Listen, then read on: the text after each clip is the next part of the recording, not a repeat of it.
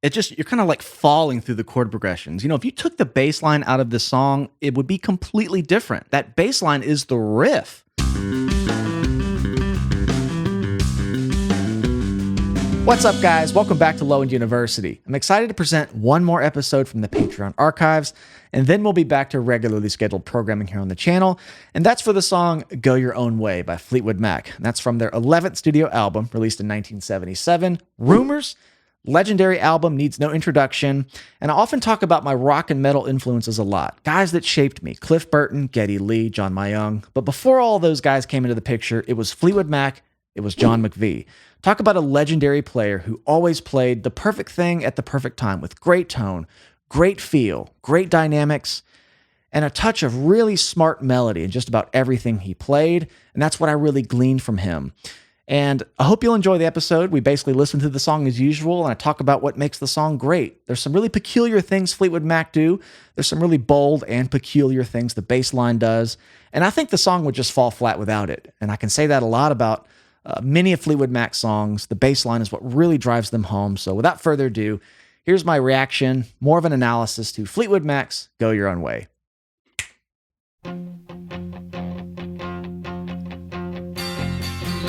Okay, I just want to say how iconic the tone of that intro is. We used to play a game on tour where we would put this huge iTunes library. Our guitarist in Scale the Summit at the time, Travis, had like 79 weeks of music or something, and we would just play 2 seconds of a song and try to identify what it is, just based on like the production and the sound. And this one is like one that came up a lot and was so recognizable. You just know that's Fleetwood Mac when you hear it. Isn't the right thing to do? And how can I ever change things that I feel? See, the bass is just supporting now, just If I could, real standard, right? maybe I'd give you my word. How can I You don't even really hear it yet. take it from me? And when the chorus hits, it just blossoms. You could go your own way. Go your own way. You could call it another lonely day.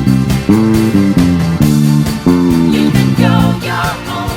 Okay, this bass line is pretty much the hallmark of the song I wanted to talk about, and of course some other things he does and other things this band does. But the thing about John is that like he doesn't break any new ground, but everything he does across all Fleetwood Mac records, I mean, I could put on Fleetwood Mac's whole discography, hit shuffle, and every song is going to have a perfectly understated but so effective addition to their song. Like when he comes out a little bit and does a bass line like this chorus, it augments the song just in a way that a regular bass line just playing the chords wouldn't. It's a pretty ballsy bass line actually, because it's clashing with the chord. It's doing a run on a very strong B flat, C major, D minor, and he's going up to the fifth, and the way it intertwines with those vocals is why I think it's so effective. It just takes the cadence of the vocals, you could go your own way, and it's kind of this da na na na, but the bass line's kind of going, and it's kind of jumping to the next chord a little early. And I wouldn't call it tension. It's just like a kind of a rub. And I say this in videos a lot. Rub is a good word for it because it sounds a little off until that vocal hits that go your own way. When it hits that note, it all kind of comes together. And then he jumps in early and does that run again, going back to the D minor. And of course, the placement of that top note, the rhythm of it, the phrasing, it just, you're kind of like falling through the chord progressions. If you took the bass line out of this song, it would be completely different. And that is a great exercise of something I do a lot. Sometimes when I hear a bass line I really like in a song, I do this exercise, sort of a little mental game. I listen to the song again and I do my best to imagine the song without the bass line. In essence, I'm kind of tuning out the bass line. I'm just hearing everything else. And I realize, especially in a chorus like this, it's really basic. I mean, the vocals catchy and such, but the guitar is just kind of doing this, just strumming along. There's nothing really to it. That bass line is the riff. And that is such an important thing I gleaned from his playing. So let's keep going. I love the way it goes in and out of that lead bass feel, kind of like the bass is the riff. And then it kind of goes back to just John McVie doing what he does best, just holding the song down with great feel.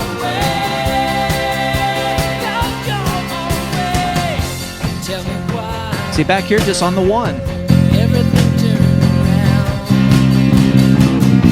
Packing up, checking up, so you wanna do.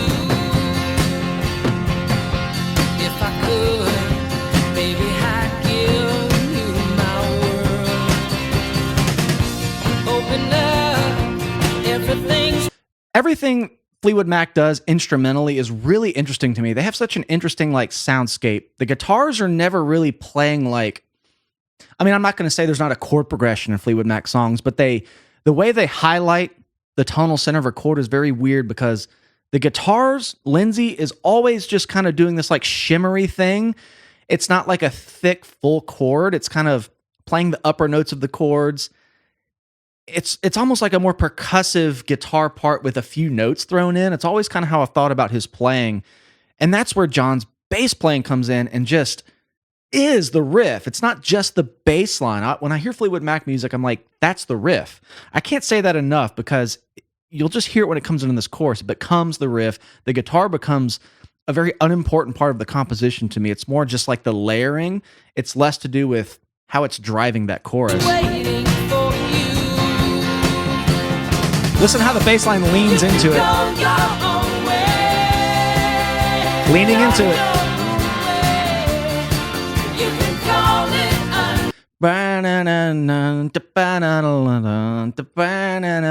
It's just really just pushing it. It makes me kind of do this motion. And I don't know if that chorus was just...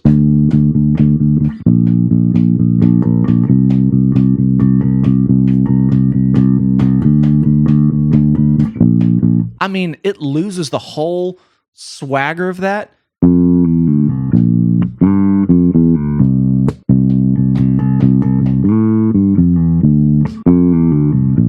Man, it is just, it's like I'm over dissecting it in a way, I feel like, because it's so simple. It's just going down a scale, kind of starting on the fifth of the next chord.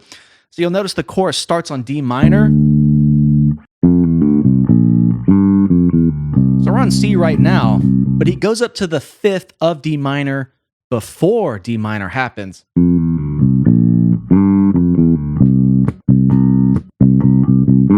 Up to that A and walks down to it. Just a simple, effective thing to really study. Again, just so effective. You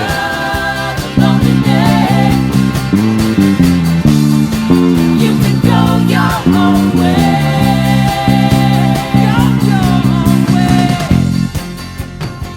It's cool.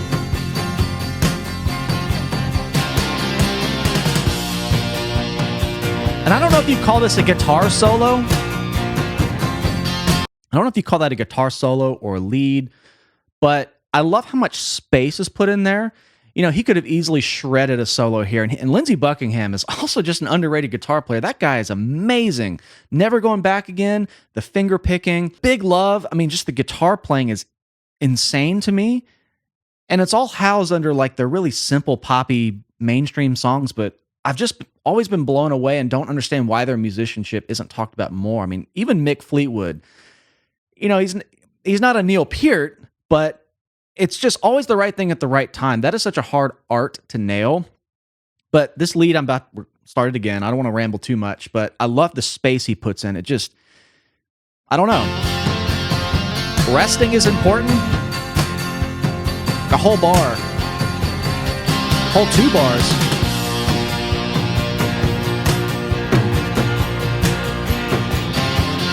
Brings it back in. You can go your own way. Go your own way. You can call it another lonely day. Another lonely day. You can go your own way. Go your own way. Trying to pick one of those harmonies out. I'm trying to actually see how the bass line plays in with the vocal because it's its own melody.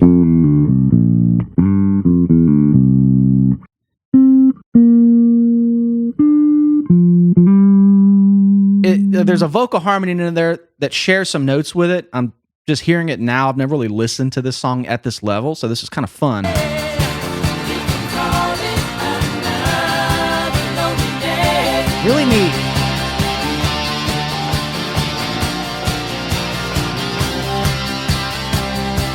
And I like how this guitar part keeps, it kind of sticks with that vocal cadence.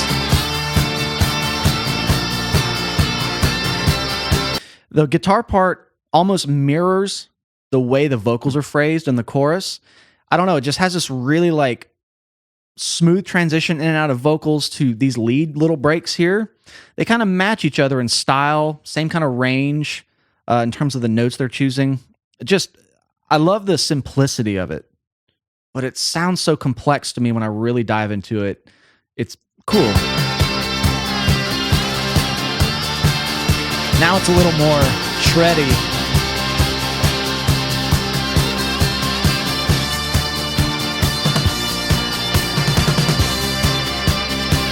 And that too, again, I just talked about Mick Fleetwood.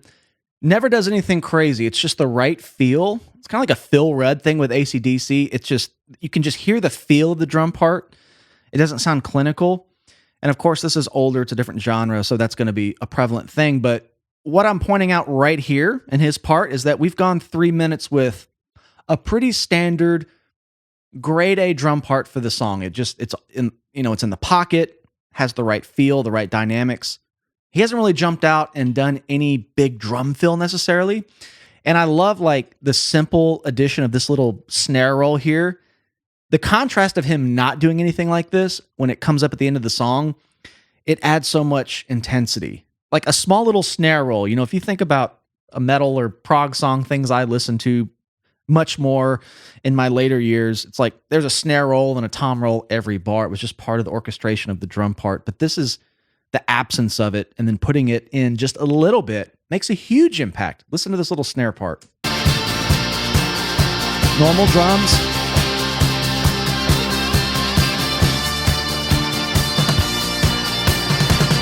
It's just intense to me.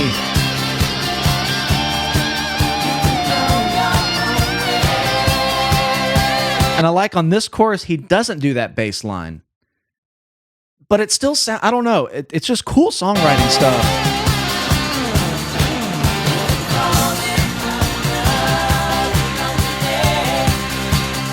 That bass line isn't there now. Obviously, it's the ending. It's almost like the chorus came back in. I feel like the vocals were a little quieter. And it was more like a reprise where a pivotal moment in the song is brought back just a little differently. And it just gives that closure to a song. That's kind of what the ending of that reminded me of. But man, what a great song. Yeah. Sometimes it's fun doing a video like this. You know, the ones I do on YouTube are mostly completely blind reactions these days and blind analysis, which is tough. It really is. But sometimes it's fun to go back to a song you've heard 10,000 times because I feel like I can highlight different things about it. It's fun to talk about the things that get me excited about it. And I hope you guys enjoyed this, but hats off to Fleetwood Mac, John McVie, forever a huge part of my musical DNA. And I appreciate you joining me and being here with me on Patreon. And we will see you in the next one. Cheers.